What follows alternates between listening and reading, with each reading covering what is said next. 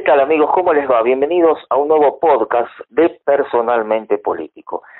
Estamos comunicados ahora con un dirigente histórico del Partido Obrero, ahora es Partido Obrero Tendencia, con el cual vamos a hablar de distintas cuestiones que tienen que ver con el mundo, el país, nuestra región, el coronavirus, la economía, de todo un poco. Me refiero a que estoy en línea con el señor Jorge Altamira. ¿Cómo le va, Jorge? Gracias por atendernos. No, por favor, le agradezco mucho la entrevista. Jorge, ¿por qué no nos cuenta algo? Este panorama internacional a propósito del coronavirus, ¿a quién se lo pregunto también? Dirán muchos de nuestros oyentes en este momento, ¿no? Pero digo, una reflexión en voz alta, qué endeble que es este capitalismo, ¿no? Porque imagínese un virus que es fuerte, sí, no vamos a decir que no, pero rompe con todo el supuesto, la supuesta energía, el vigor y la fortaleza de un sistema que así se define a sí mismo, pero que en los hechos un simple virus, por más potente que sea, lo desmorona. Es decir, ¿cuánto era el verso, digamos, de la fortaleza económica de este sistema, que a partir de un simple virus hace tambalear todo, ¿no? Mire, si se trata de la fortaleza económica, la crisis actual ya viene con antecedentes porque ha crecido enormemente el endeudamiento, tanto privado como público, y ni las compañías ni el sector público podían hacer frente a ese endeudamiento. Lo que tiene de particular esta pandemia es que priva al capital de la fuerza de trabajo. Entonces, el proceso de acumulación capitalista, la producción, se detiene. Este es un golpe severo al sistema económico, que al no contar con la fuerza de trabajo, porque hay una cuarentena, porque los servicios que no son esenciales quedan suspendidos, e incluso por la simple razón de que si continuara funcionando no tendría capacidad para evitar una cantidad de contagios severos dentro de la propia producción, ha quedado completamente, digamos, paralizado. Ahora, en donde se ve esta debilidad es en un conjunto de factores. En primer lugar, en el sistema de salud. Muchos sistemas de cuarentena se aplican con el argumento de que si no controlan la espiral de contagios, no tienen ni hospitales ni sala de terapia intensiva para abordar el tratamiento de la gente que se enferme. Esto es muy interesante porque revela una cosa del capitalismo. El capitalismo no planifica en función de la población, porque no prevé las enfermedades. Está en contra inclusive de preverlas, porque preverlas significa adelantar una inversión que hasta que no se produce la enfermedad no genera beneficio. Entonces es restrictivo con la inversión. Y cuando está eso en la enfermedad, grita gloria, gloria, porque súbitamente se instala una demanda fenomenal que asegura a cualquier inversión réditos importantes. El que hoy invierta en la industria farmacéutica, en investigar vacunas, etcétera, se llena de plata. En cambio, si lo hacían hace 5 años y hoy ya teníamos la vacuna, se hubiera ido aplicando moderadamente, como se aplica la vacuna habitual en el otoño contra los resfríos y contra las gripes, y se pierde el beneficio. De otro lado, los estados han privatizado los sistemas de salud, los han convertido en una poderosa fuente de lucro. Hoy el sistema privado en la mayor parte de los países supera holgadamente en capacidad al sistema público. El caso más interesante para examinar es el de Estados Unidos, donde el avance del sistema privado sobre el público ha sido mucho mayor que en cualquier otro lugar, y usted tiene que en Estados Unidos la pandemia está arrasando, es el primer país en el número de contactos y en el número de fallecimientos. El último punto tiene que ver con esto. Al privar el capital de fuerza de trabajo, y por lo tanto hacer recaer las ganancias, mantener ocioso una inversión, el Estado ha salido en su rescate en una suma de dinero que supera 1000 veces cualquier subsidio a un trabajador que se ha quedado suspendido o incluso desempleado. Entonces, en medio de la pandemia, el Estado rescata económicamente el capital y no rescata la salud del trabajador. Y las cosas son al revés. Cuando debiera dedicar la mayor parte del dinero a la atención de la salud de la mayoría, que son trabajadores, no, lo principal es que ha llenado de subsidios y de rescates y de créditos a tasa cero a los grandes grupos económicos. Y estos grupos económicos, incluso en la Argentina, utilizan ese dinero para especular en la bolsa o en la deuda pública, agravando la situación. Por ejemplo, poca gente se ha dado cuenta que el Estado argentino, el gobierno de Alberto Fernández, financia los gastos que le ocasiona la pandemia con deuda con los bancos privados a través de las LELIQ, que ya suman 2.500.000 millones de pesos a una tasa de interés aproximada del 40%. Y al mismo tiempo emite deuda pública, es decir, recibe dinero de inversores a cambio de deuda pública que dedica a financiar la salud. En una palabra, todos estos subsidios nos cuestan un ojo de la cara. Totalmente. Porque benefician a un capital que es puramente especulativo, no es un capital que está poniendo ese dinero en una mayor producción. Perfecto, pero a nivel global me refiero yo ahora esta pregunta, Jorge. Digamos, para hacerlo más práctico, ese ícono que se encuentra en Wall Street, que es ese toro enorme mostrando o queriendo demostrar la fortaleza y el vigor del capitalismo, a partir de una pandemia, digamos, termina siendo una hormiguita, lo convirtió en eso. Me gustaría una reflexión suya al respecto. No, ocurre lo siguiente, le vuelvo a decir, la situación era grave antes. El virus aparece en un sistema capitalista dañado por un enorme endeudamiento y una enorme especulación. No toma un capital, por ejemplo, si esto hubiera ocurrido hace 100 años, o hace 150 años con un capitalismo más vigoroso, también hubiera habido algún tipo de problema, pero no se puede decir que aquí el capitalismo estaba al borde de la quiebra. Ahora hay bancarrotas. Si el gobierno no sabe rescatar bancos, los bancos quiebran. Si no sabe rescatar fondos privados, los fondos privados quiebran, la gente retira los fondos, retira el dinero que puso en esos fondos. Es decir, estamos hablando de un virus que en su efecto paralizante golpea, mire qué interesante, a un organismo de riesgo, que es el capitalismo, que tiene un montón de enfermedades y que por lo tanto el virus le causa un impacto superior. Acá hay una reflexión, la más importante en mi opinión, es un poquito abstracta, pero es la más importante, y es la siguiente: la organización social de los seres humanos es la forma en que la humanidad media con su medio natural, intermedia, ¿se entiende? Sí. Es decir, nosotros no mediamos con el medio natural cada uno por su lado. Lo hacemos a través de una organización, producimos alimentos, medicina, etcétera, turismo, toda una organización que media. Esa organización ha producido, por ejemplo, daños climáticos fenomenales a través de los pesticidas, a través de la combustión, a través del extractivismo, etcétera. Es decir, mediamos con la naturaleza a través de este sistema.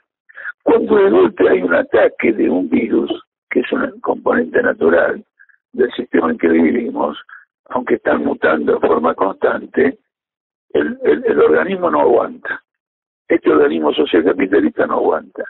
Quiere decir que ha caducado. Este es el punto. Porque si nosotros estuviéramos en un sistema socialista, ¿qué es lo que ocurriría? Evidentemente tendríamos mucho más sistema de salud, mucho más sistema hospitalario, una población que está mejor atendida en términos de alimentación, de salario, etcétera. Y sí, igualmente tenemos que apelar a una cuarentena. No tenemos que rescatar a ningún capitalista para solventar la cuarentena. Utilizamos todos los recursos disponibles, acumulados a través de la historia, para enfrentar una situación particular. De la misma manera que una familia que ahorra, si de golpe ocurre alguna cosa que la perjudica, recurre a los ahorros. El sistema capitalista tiene ahorros fabulosos y a la hora de enfrentar esta crisis se descubre que esos ahorros no existen. Que esos ahorros no existen porque simplemente están en una forma abstracta, en una forma especulativa, etcétera, y requieren ser rescatados, porque si no son rescatados quiebran a todo el sistema. Entonces es una ilustración muy importante de que el capitalismo como sistema social se ha agotado, no que nunca debió haber venido, porque cumplió un rol en la historia de desenvolvimiento muy importante, pero eso se ha agotado. Ya no es un sistema que desenvuelva la capacidad de acción del hombre, quiero decir del ser humano, y bueno, esto se ve ahora. Al final, lo que están rescatando no es a las personas contagiadas, sino a los capitales. Por ese motivo, Trump, Boris Johnson, Bolsonaro, Piñera, Netanyahu, la derecha del sistema capitalista, nunca quiso la cuarentena. Dijo a laburar. Si se mueren, pero mantengamos funcionando el capital, porque el día que el capital no funciona es como la bicicleta cuando deja de pedalear. Hay que mantenerlo pedaleando. Ahora, ¿cómo mantengo pedaleando un sistema cuya fuerza de trabajo no va a trabajar porque está en una cuarentena? Lo mantengo en forma parasitaria. Le doy dinero para que encare deudas, pueda devolver el dinero a los que aportaron, a los accionistas, a los que aportaron un fondo de inversión, etcétera. Entonces, la situación es absolutamente tremenda. Y de esta situación absolutamente tremenda dan cuenta la seguidilla de rebeliones populares que se está produciendo en todo el mundo. Sí, es verdad. Lo invito... Quiero decirle un detalle más y nada más. Nosotros estamos acostumbrados a ver grandes rebeliones populares en los países más pobres. Y finalmente esas rebeliones eran contenidas porque los países más ricos dominan el mercado mundial y de algún modo determinan el destino de los más pobres. Ahora las rebeliones populares también ocurren en los países más pobres, pero por primera vez en una escala tremenda en los países que cortan el bacalao en el mercado mundial, los países grandes. Exacto, y eso se ve, es verdad. Además de reivindicaciones sociales, en tal caso es todo lo mismo, ¿no? El caso de Estados Unidos. Claro, o de Inglaterra también, con el tema ahora que se está manifestando a partir de este racismo que existió desde siempre, Jorge, pero ahora parece que a partir del asesinato de Floyd se agravó, pero existió siempre. No, pero mire usted lo que ocurre en Israel también. Ah, sí, tremendo. Porque uno estaba acostumbrado a ver a los palestinos y al Estado de Israel enfrentados. Y ahora probablemente caiga el gobierno por una rebelión popular, no de los árabes, sino de los judíos. Sí, exactamente. Porque a lo mejor en tal caso se habrán dado cuenta que no se va a poder llegar a convivir nunca a través de políticas tan violentas y tan agresivas y aparte tan injustas, ¿no? En muchos casos para el pueblo palestino. Sí, pero ocurre esto. Aunque la inmensa mayoría de la población judía sostiene la doctrina de su gobierno frente a los árabes, el tema es el siguiente: la desocupación alcanzó el 12%. Y entonces, sea judío o sea árabe, a la noche y el mediodía tiene que comer.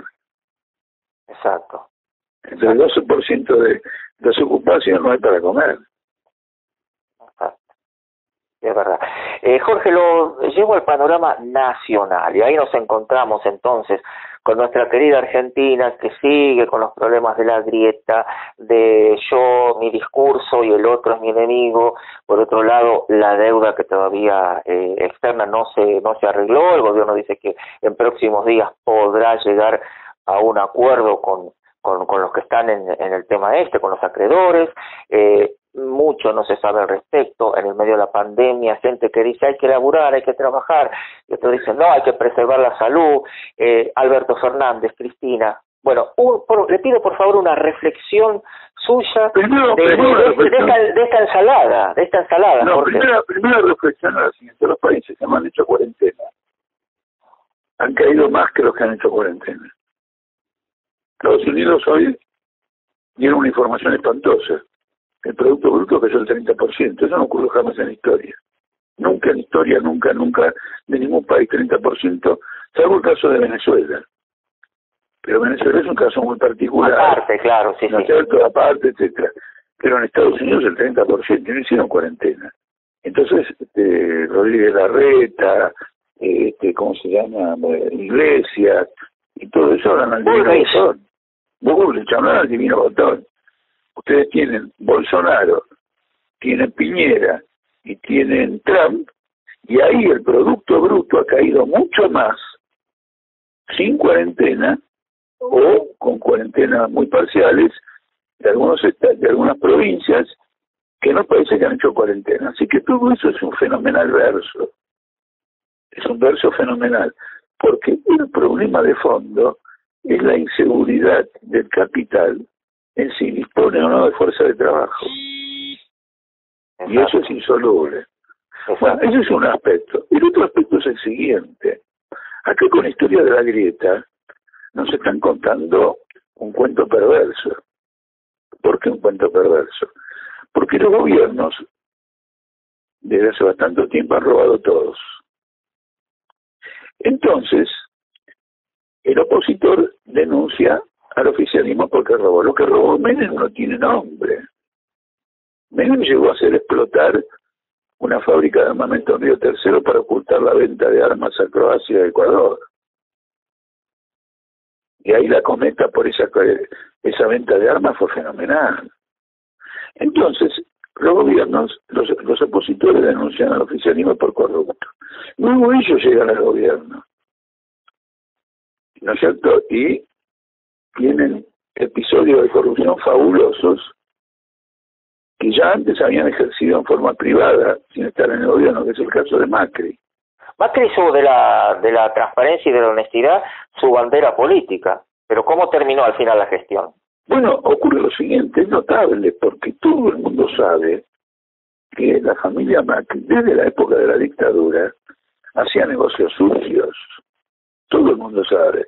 Que haya podido venderle a la gente lo de la transparencia es notable. En realidad, la gente lo terminó votando porque se había agotado el kirchnerismo.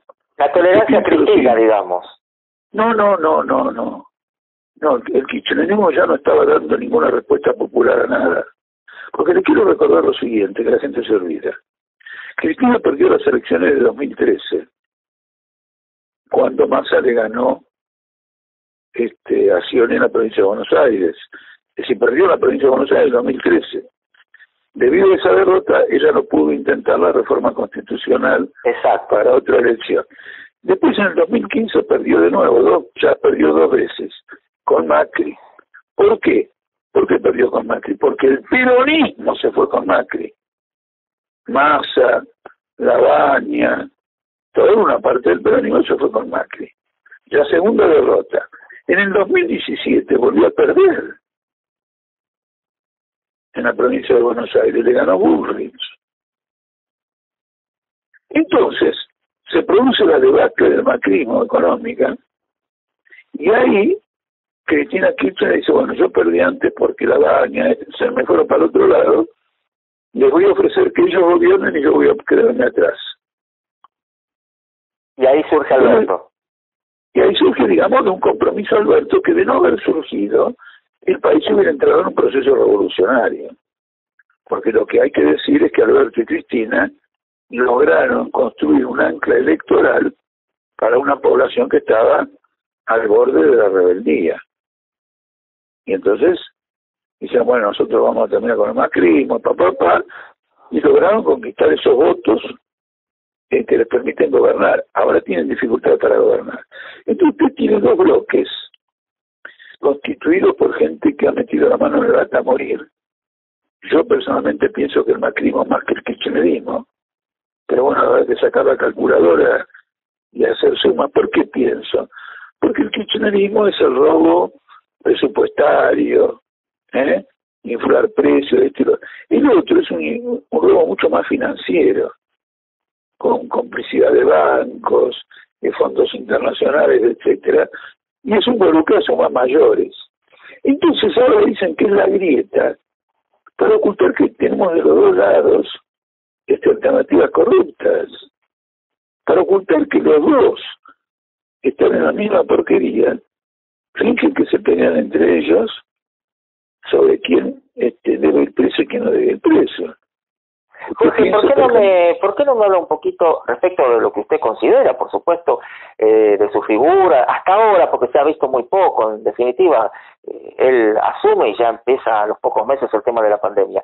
Pero digamos, ¿qué expectativas tiene respecto al gobierno de Alberto Fernández?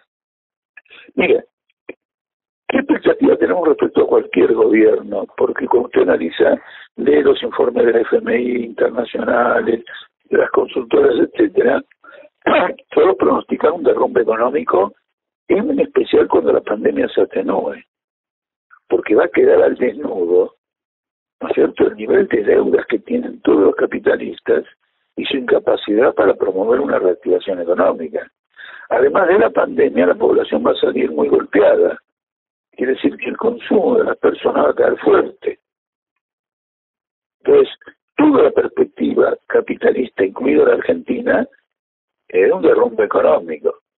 Ahora, la Argentina tiene una situación particularmente más grave porque está en el grupo de riesgo, tiene agujeros económicos por todos lados. Usted piense que en este momento se está emitiendo una cantidad fenomenal de dinero para atender una cantidad de gastos que deben cubrir la pandemia, pero por sobre todo para las grandes patronales, y no hay inflación. Y la razón por la que no hay inflación es que la única demanda que hay es la que crea el gobierno con la emisión. No hay demanda auténtica del consumidor, porque no tiene un mango el consumidor. ¿Se entiende la idea? Sí, correcto. La demanda, claro, cuando hay más demanda que oferta, suben los precios. Entonces uno dice, bueno, si emite dinero tienen que subir los precios, ¿no? Porque los que gastaban con la guita propia no gastan. Claro, el único gasto es el de emisión.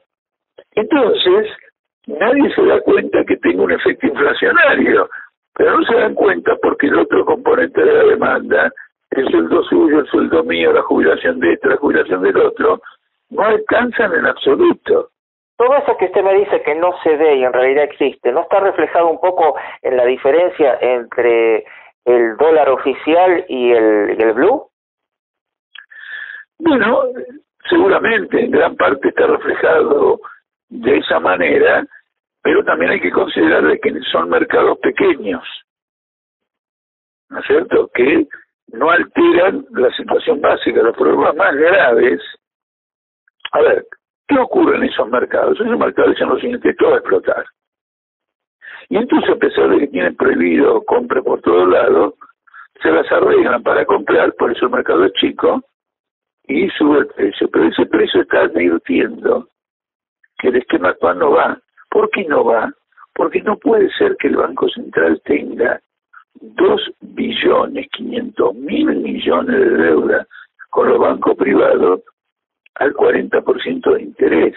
Usted se da cuenta que es un interés que significa casi 1 billón de pesos que el Banco Central tiene que dar a los bancos.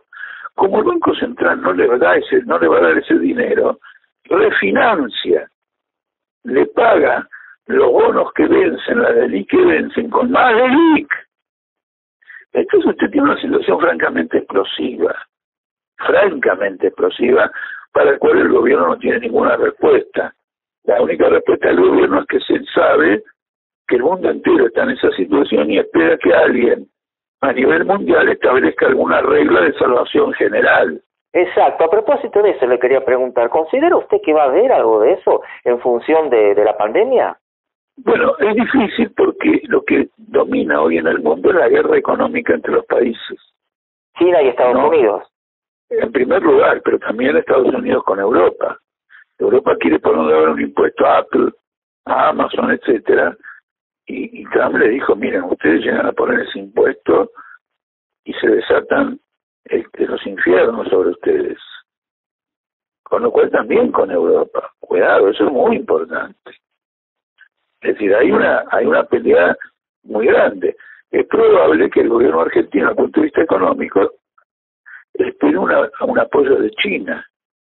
Por ejemplo, China ahora quiere producir carne de cerdo en Argentina, muy vivo los chinos, pero con empresas de ellos para vendérsela a ellos. ¿No es cierto? Naturalmente Argentina lo va a exportar, pero son chinos que vienen acá y lo producen para ellos. ¿Por qué lo producen acá y no lo hacen en China? Porque es muy peligrosa la producción en este momento de carne de cerdo, etcétera, porque son los lugares más vulnerables a la acción del virus. Ah, correcto, claro. ¿Entiende? Entonces, el punto de vista dice, yo me he visto un virus en China, eventualmente que se las arreglen los argentinos, pero como ellos necesitan dólares que exporten de Argentina a China, pero las ganancias de esa exportación las tenemos nosotros, porque lo que van a exportar son empresas chinas. Entiendo, claro. Entonces se da cuenta que es un gobierno que está buscando una salida que no hay por ningún lado. Está muy complicado el panorama. En general, por lo que usted dice, y a nivel particular de la Argentina, mucho peor porque ya venía mal, ¿no es cierto? Sí, usted tiene el caso, por ejemplo, de Vicentín. El gobierno quería mandar una ley de expropiación al Congreso, le llamaron un lío bárbaro.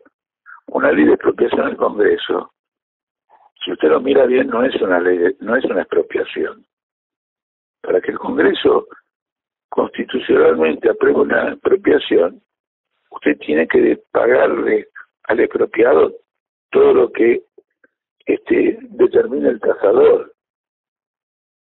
Y en este momento Vicentín probablemente quiera más bien que le paguen, que le den dinero porque no puede funcionar, está quebrado. Exacto. Sin embargo, le hicieron un lío bárbaro. Y lo que quería el gobierno era, en realidad, formar un arreglo con YPF, con sectores de ruralistas, etcétera, y sacar a Vicentín de su empresa y entregársela a esto. Bueno, esto es lo que está ocurriendo igualmente. No hay expropiación, pero a través del juzgado, a través del juicio de quiebra, se está produciendo esto porque Vicentín no tiene cómo pagar sus deudas. No, es tremendo. Y dentro de los problemas que hay en nuestro país, en Argentina, hay uno muy particular del cual me gustaría su reflexión también, en la parte final de nuestra entrevista, que además mucho agradezco porque nos ilustra respecto de situaciones que son internacionales que afectan, por supuesto, a nuestro país, tanto como que vivimos en el mundo en el planeta Tierra, tan conflictivo, por cierto. Y es el tema, digo, a nivel nacional, de los jubilados.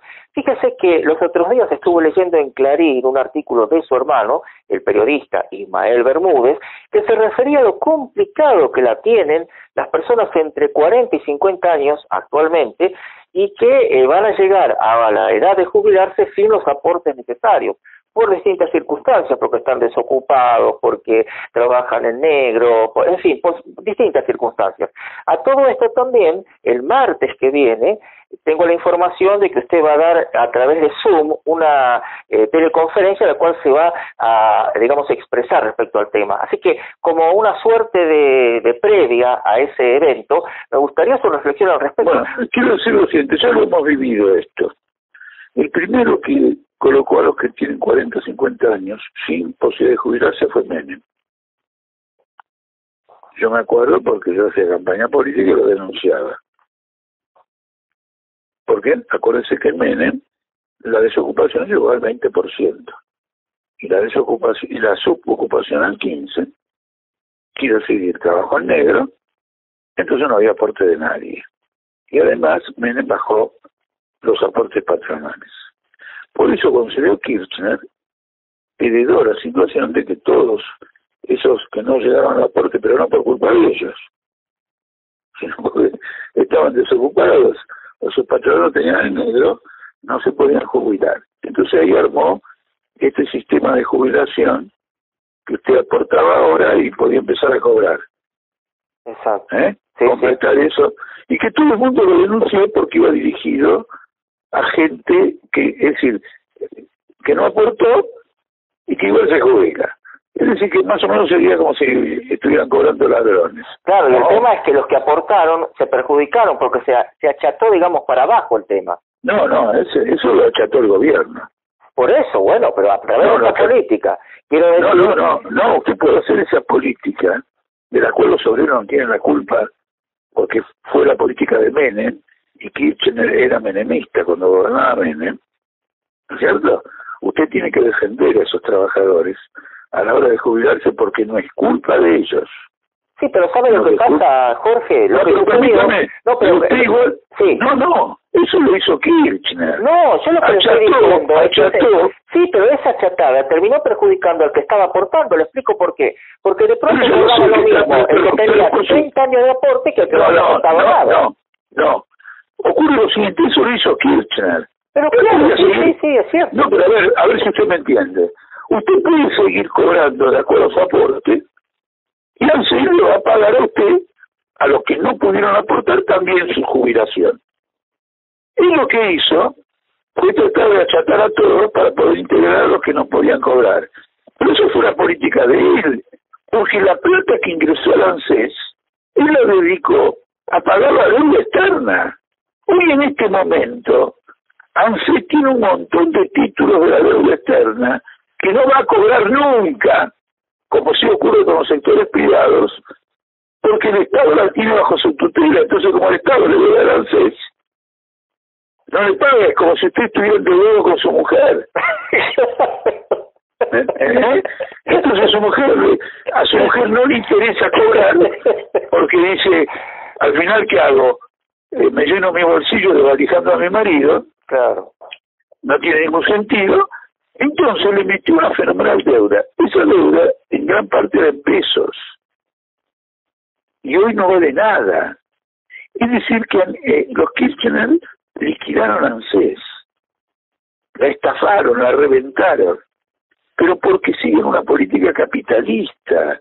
Comprar la deuda externa. Cuando Cristina Kirchner decía, nos hemos desendeudado, quería decir lo siguiente, que le habían pagado efectivamente al capital exterior, se desendeudaron con ellos, con el ingreso de los jubilados. Claro, y se endeudaron con los jubilados, claro. Exactamente. Entonces ahora, el gobierno ya mostró lo que va a hacer, lo dijo muy claramente Martín Guzmán en la televisión. Él va a subir la edad jubilatoria y va a seguir achatando. La jubilación se va a convertir en una pensión a la vejez. Hay una película con Alterio, Héctor Alterio, en que él se jubila y es feliz, va a dejar de laburar, va a cobrar su jubilación, y ahí tiene un romance, y etcétera, y todo fenómeno. Esa época en que jubilarse era un alivio se terminó. Exacto, tiene razón. Entonces se transformó en una pensión a la vejez. Usted va a tener asignación por hijo y pensión a la vejez. Y el gobierno va a decir que está cuidando a los jubilados. Claro. Es tremendo realmente. La última, Jorge, porque no quiero molestarlo más. La verdad que le agradezco mucho su tiempo. La última tiene que ver con esta interna, porque a partir de todo lo que sucedió en el Partido Obrero, ustedes ahora son Partido Obrero Tendencia, pero a ver, déjeme decirle que usted es un histórico, usted es el fundador del Partido Obrero, y de pronto realmente fue una conmoción que, vamos a decir así, usted después me corregirá qué es lo que sucedió, pero que lo hayan echado de la forma en que sucedió. Yo hablando con la gente del Partido Obrero, por otras notas y otras entrevistas, le comenté esta situación y déjeme decirle lo que en su momento le comenté. Le digo, hay que entre comillas, por supuesto, hay que sacarse de encima del partido, digamos, dentro del partido, a una figura destacada como el caso de Jorge Altamira, del mismo Ramal. Digamos, es un tema y además con los miles que expulsaron.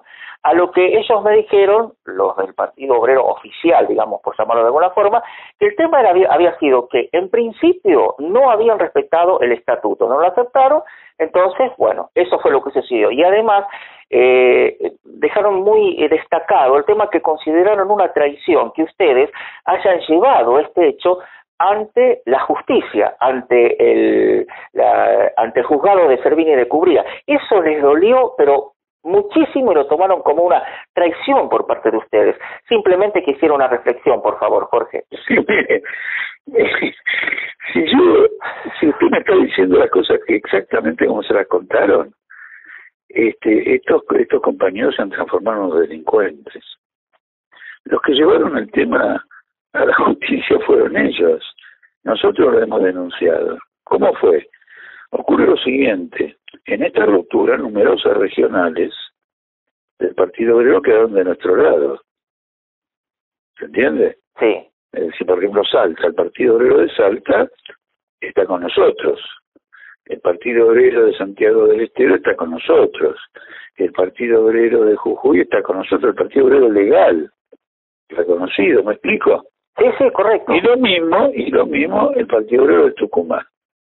Entonces, inaudito en un partido de izquierda, la dirección del partido oficial intervino y dio una intervención judicial al Partido Obrero de Tucumán. Entonces el Partido Obrero de Tucumán se defendió. Rechazó la intervención, no la aceptó. Ellos dicen que el rechazo a la intervención significa dar paso a la justicia, pero si el que creó la intervención fueron ellos. La justicia intervino, está intervenida el Partido Obrero de Tucumán, pero la justicia ha pedido de ellos, como nosotros vamos a pedir la intervención de nuestra propia regional. ¿Se entiende o no? Sí, correcto, sí, no lo estoy escuchando con suma atención y créame, además está todo grabado, Jorge, todo lo que le acabo de decir es tal cual como se lo dije, como me lo dijeron, va. No, y lo mío también ahora está grabado. Entonces, sí, tal cual. Por eso, entonces, ¿qué ocurre? Por haber apelado, ellos son lo siguiente: nosotros somos mayoría a nivel nacional, somos el partido oficial, no creo que sea mayoría, pero no importa, somos el partido oficial reconocido legalmente. Intervenimos una seccional. Nosotros rechazamos la intervención judicial de la seccional. Entonces ellos dicen que el rechazo nuestro provoca la intervención de la justicia. No, el que provocó la intervención de la justicia fueron ellos. Bien. ¿Algo más que quisiera decirnos en el final, Jorge? No, porque esta crisis es importante políticamente, pero muestra grandes reservas del Partido Obrero, porque usted piensa lo siguiente. Bueno, en primer lugar, los estatutos, que usted se imaginará, los escribí yo. No, por eso le digo, yo les comenté, es complicado. A lo mejor, perdóname que le diga esto, a lo mejor se trate, en todo caso, y se lo comenté directamente a la gente del Partido Obrero oficial, por así llamarlo. Digo, a lo mejor ustedes consideraron una suerte de cambio generacional, pero el cambio generacional no se puede llevar la historia del partido. Textual, así le dije. Y lo considero parte del partido, porque parte de la historia. No, el cambio generacional no, los que dirigen el partido oficial, como Pitrola, Heller y otros más, están en los grupos de riesgo del coronavirus. Entonces no me vengan con la generación. En cambio, yo estoy rodeado de realmente una nueva generación. Yo creo que le llevo 30 años al primero que viene más abajo de mí. Entonces eso de nueva generación no es correcto. Y el tema es el siguiente: para poder tener una discusión seria y presencial en todos lados, cuando hay una divergencia, el Estatuto del Partido Obrero admite el derecho a tendencia, que es una forma extrema de defender la democracia. La prueba que nosotros teníamos esa capacidad de ser una tendencia es que cuando pedimos ser reconocidos, lo hicimos con el aval de 380 firmas. Y en 2 semanas nos se transformaron en 1.200. Y ahora somos 1.500. Usted no puede expulsar a 1.500 militantes. Además, nosotros pedimos eso un día sábado o viernes y no pasaron 10 horas y nos echaron. Es decir, que la expulsión fue dictada por un grupo que ni siquiera convocó a su comité nacional. En segundo lugar, usted no puede expulsar a nadie en el Partido Obrero sin darle derecho a defensa. Y nosotros no hemos tenido ningún derecho a defensa. Por lo tanto, la propia expulsión no tiene la calidad legal política, ¿no?, que corresponde. No la tiene en absoluto. Y el tema es que el partido, la gran discusión es la democracia interna en el partido, que nosotros defendemos, y el segundo aspecto es que el partido tiene una gran deriva parlamentaria. Ellos aducen también, perdón Jorge, porque me estaba acordando, ellos también aducen que en el caso de la agrupación ahora de ustedes, son muy personalistas, y eso ellos no quieren el personalismo, en su figura me refiero, ¿no? Bueno, eso es una tontería porque pasa lo siguiente, a ver, ¿cómo le puedo explicar? Es como si ustedes, porque en el peronismo no lo querían a Perón porque era personalista. Quiero decir, hay figuras en todos los movimientos, hay figuras que se destacan. Personalismo es que el partido actúe de acuerdo a un capricho personal, ¿no? Si solo bajo mi dirección, el Partido Obrero se vio obligado a hacer congresos todos los años. Todos los años. En eso fue intransigente. Un congreso todos los años es impresionante. 3 meses antes se discute durante 3 meses. Por lo tanto, después de un congreso, 9 meses, solamente 9 meses después ya usted está en otro congreso. ¿Cómo va a ser eso personalismo? ¿Cómo va a ser personalismo? En segundo lugar, fui candidato a presidente. Naturalmente, ante la opinión pública, me hago notar si soy candidato a presidente como cualquier candidato a presidente, más que cualquiera que es candidato a concejal.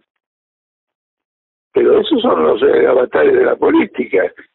Hoy Alberto Fernández es una figura, antes no lo era.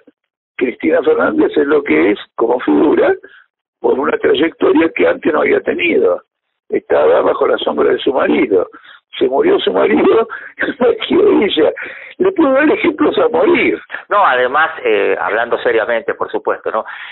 Nadie con 2 dedos de frente, más allá del partido, lo digo a nivel nacional, general, cualquier ciudadano, digamos, con 2 dedos de frente no puede dejar de reconocer que el nombre de Jorge Altamira forma parte de la historia misma del Partido Obrero. Esto es una obviedad. Le quiero decir una cosa que la he dicho en otras ocasiones, pero es poco conocida. Yo fui partidario y logré la adhesión de que los dirigentes del Partido Obrero fueran candidatos. Porque en la izquierda es frecuente que uno se manda más dentro de la capilla. Claro, muy verticalista, digamos. Claro, y cuando se expone ante el público resulta que es un inútil. Claro. Entonces, propuse que cuando alguien es dirigente también sea candidato y se exponga al juicio de la opinión pública como un contrabalance a la sectarización. ¿Me explico o no?